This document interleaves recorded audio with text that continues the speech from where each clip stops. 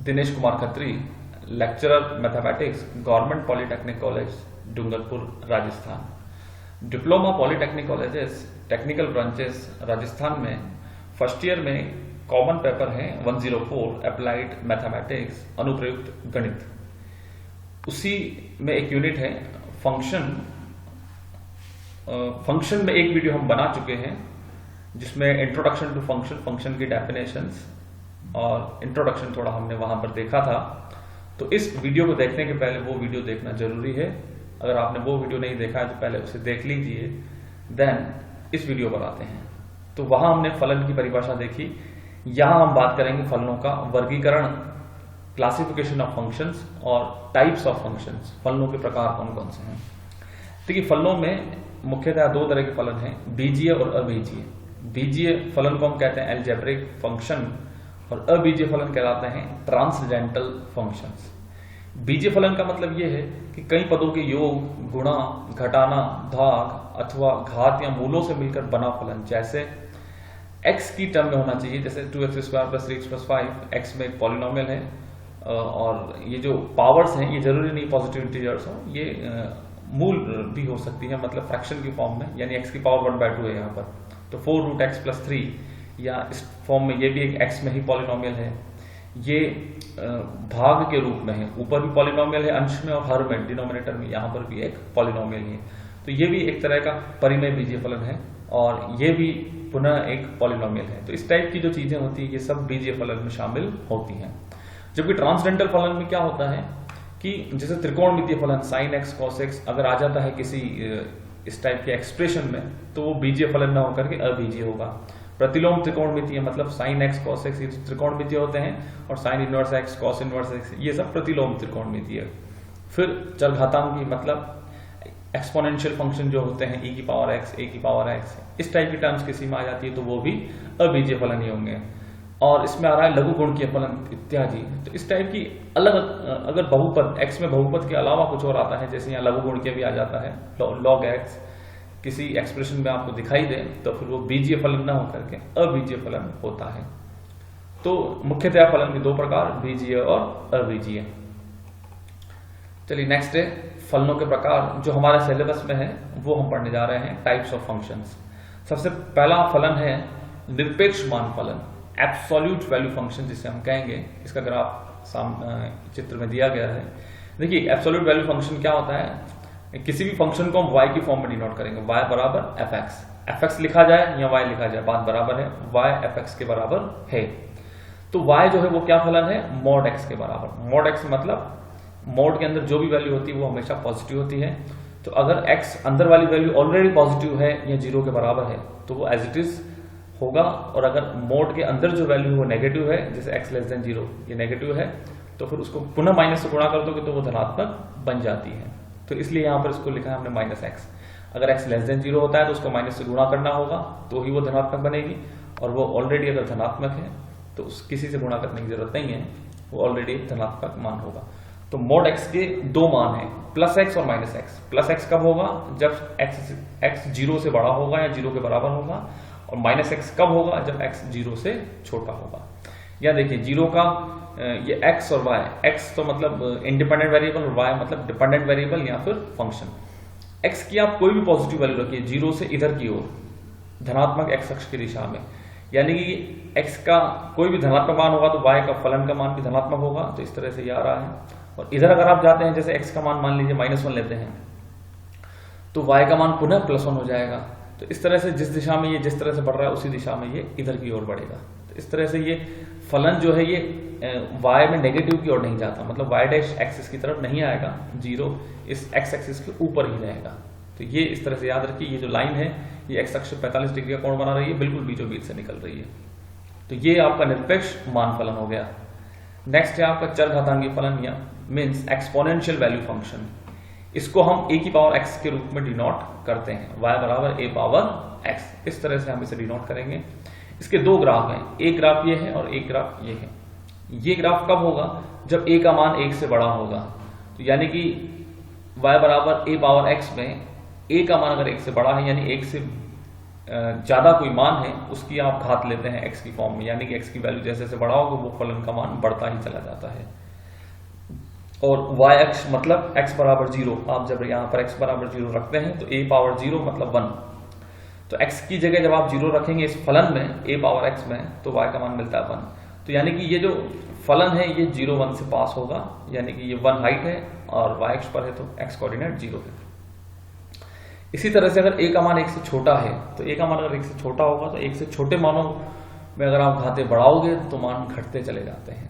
यानी कि जैसे a का मान लीजिए 1/2 है तो 1/2 की पावर 1 लगाएंगे तो 1/2 ही होगा, लेकिन 1/2 की पावर 2 लगाओगे तो 1/4, मान और भी छोटा हो जाता है। इसी तरह से 1/2 की पावर 3 लगा दोगे तो फिर वो 1/8 और छोटा हो गया। यानी कि जैसे जैसे आप x की वैल्यू बढ़ाते जाओगे फलन का मान घटता चला गया, इसलिए यहाँ पर जो फलन का मान है वो घट रहा है, जबकि a ग्रेटर देन 1 के केस में फलन का मान बढ़ रहा है। तो ये आपका एक्सपोनेंशियल वैल्यू फंक्शन, दोनों ही ग्राफ हमें ध्यान रखने हैं, a ग्रेटर देन 1 के लिए ये ग्राफ और a लेस देन 1 के लिए ये ग्राफ रहता है। नेक्स्ट, तत्समक आइडेंटिटी फंक्शन। तत्समक मतलब वापस वही वैल्यू आ जाए y बराबर x, जो x का मान है वही y मतलब फलन का मान है। तो y बराबर x जो समीकरण होती है वो ये मूल बिंदु से गुजरने वाली बिल्कुल बीचों बीच से ये रेखा होती है, यानी x का मान -4 तो y का मान भी -4, तो ये इस तरह से बिल्कुल बीचों बीच से जाती है और इसीलिए ये कोण जो है आपका 45 डिग्री भी होता है।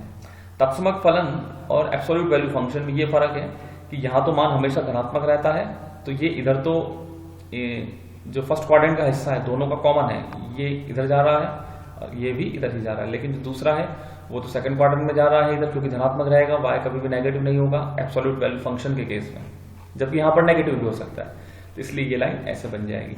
तो y बराबर x इस समीकरण या इस रेखा को हम इस तरह से ड्रॉ करेंगे। ये ग्राफ हमें याद रखना है, इसको हमने बोला है आइडेंटिटी फंक्शन या फिर तत्समक फलन। नेक्स्ट है व्युत्क्रम फलन, रेसिप्रोकल फंक्शन, मतलब y बराबर 1/x।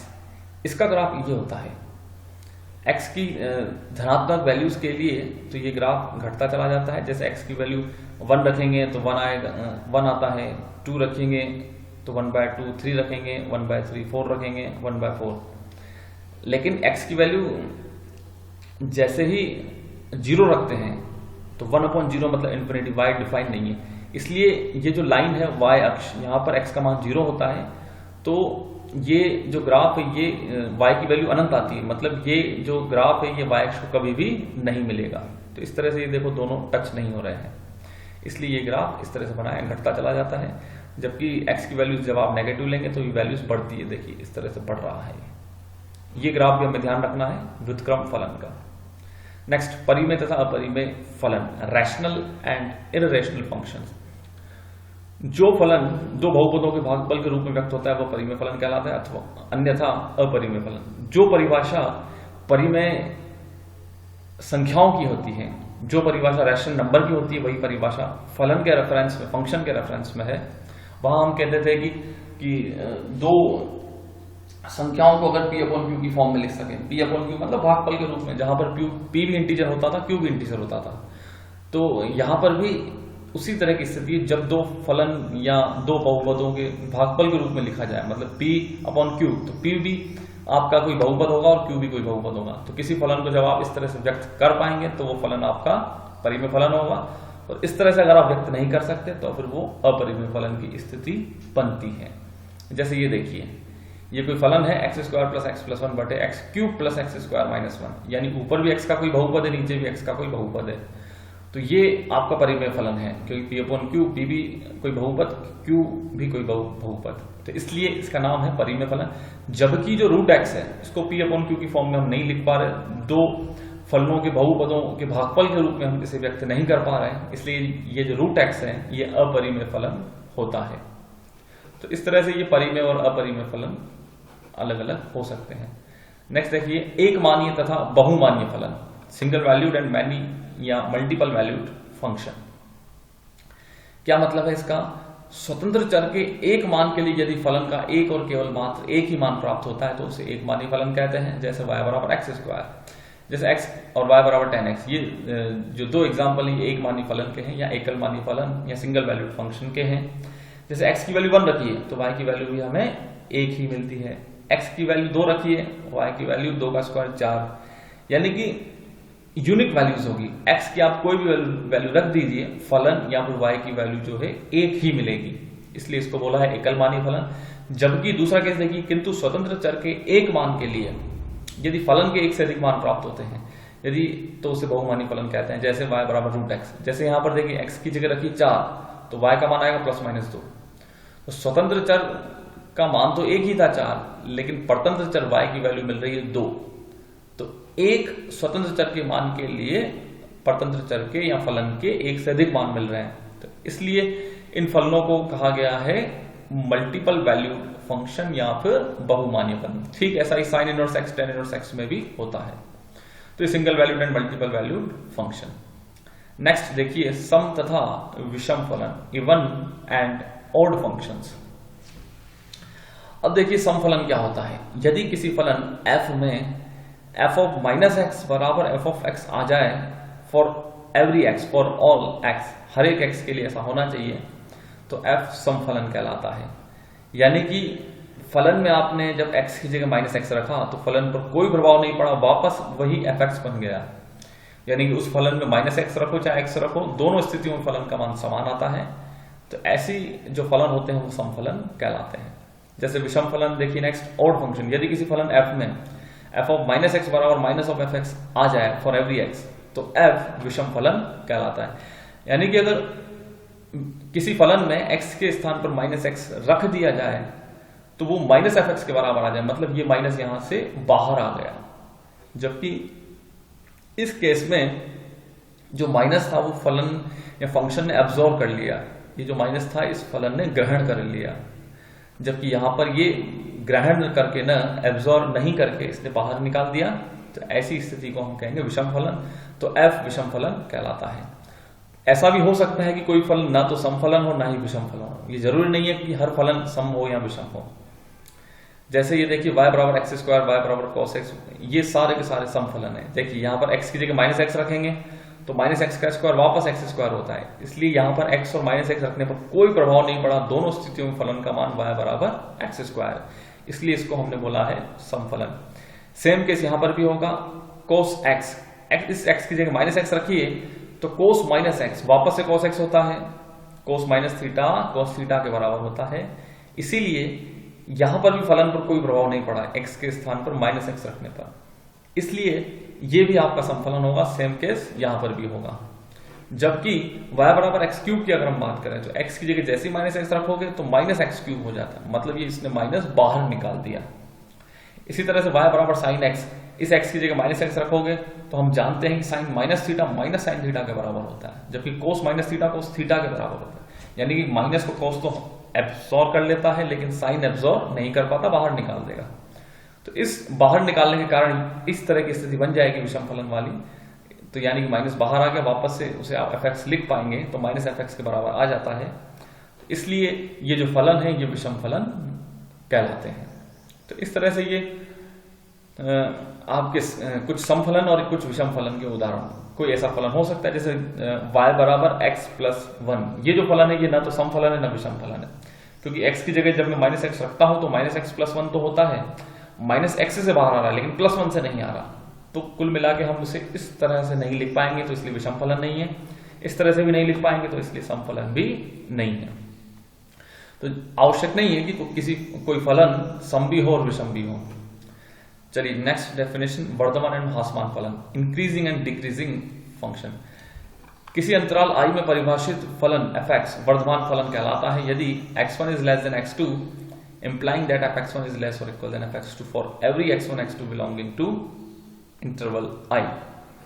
अर्थात कहने का मतलब यह है कि x1 लेस देन x2 है, यानी x2 x एक्सिस पर बाद में है जबकि x1 x एक्सिस पर पहले है। तो फंक्शनल वैल्यूज में भी ऐसा ही हो रहा है, fx2 बड़ा है fx1 से, यानी कि x के बढ़ने के साथ साथ fx भी बढ़ता है इस केस में। इसलिए इसको बोला है हमने इंक्रीजिंग फंक्शन या फिर वर्धमान फलन, x के बढ़ने के साथ साथ fx भी बढ़ता है। जबकि जो दूसरा केस है x1 लेस देन x2 हो तो fx1 लेस देन fx2 हो, इसमें बराबर का अंतर है, खाली यहां पर भी लेस देन था यहां पर भी लेस देन, लेकिन यहाँ इक्वल था यहाँ इक्वल नहीं है। यहां पर भी x के बढ़ने के साथ साथ फलन जो है वो बढ़ तो रहा है लेकिन बराबर नहीं आएगा, यहां पर बराबर का केस भी शामिल था। तो फलन f अंतराल i में निरंतर वर्धमान, तो ऐसे फलनों को हम कहेंगे निरंतर वर्धमान या फिर स्ट्रिक्टली इंक्रीजिंग फलन कहलाते हैं। उदाहरण के लिए y बराबर x क्यूब, y बराबर e की पावर x, ये सभी वर्धमान फलन है, मतलब x के बढ़ने के साथ साथ fx भी बढ़ता है। जबकि अंतराल i में परिभाषित फलन fx ह्रासमान या डिक्रीजिंग कहलाता है यदि कब x1 less than x2 implying that fx1 is greater equal than fx2, यानी कि देखिए x2 आ रहा है बाद में और x1 है पहले, यानी x2 बड़ी हुई वैल्यू है x1 से, तो फंक्शन वैल्यूज में क्या हो गया, fx2 घट गया और fx1 बढ़ गया, यानी कि x के बढ़ने के साथ साथ फलन का मान घटता है, या यूं कहें कि x के घटने के साथ साथ fx बढ़ता है। विपरीत, x बढ़ेगा तो fx घटेगा और x घटेगा तो fx बढ़ता है। तो ऐसे जो फलन होते हैं ये ह्रासमान फलन कहलाते हैं, या फिर इन्हें हम डिक्रीजिंग फंक्शन भी कहते हैं। सेम केस अगर यहां से हम इक्वल हटा भी दें तो फिर ऐसी स्थिति में ये आपका निरंतर ह्रासमान कहलाता है, मतलब स्ट्रिक्टली इंक्रीजिंग फलन। इसके एग्जांपल ये रहे 1/x और e की पावर -x, इनके जो ग्राफ होते हैं ये डिक्रीजिंग फंक्शन को बताते हैं, मतलब यानी कि ये वो फलन है जहां पर x का मान अगर बढ़ाया जाए तो फलन का मान घटता है। ठीक इसी प्रकार यहां पर भी x का मान अगर आप बढ़ाते हैं तो फलन का मान घटता चला जाता है। तो ये आपके ह्रासमान और वर्धमान फलन। चलिए फलनों के प्रकार में इतना ही। Thank you.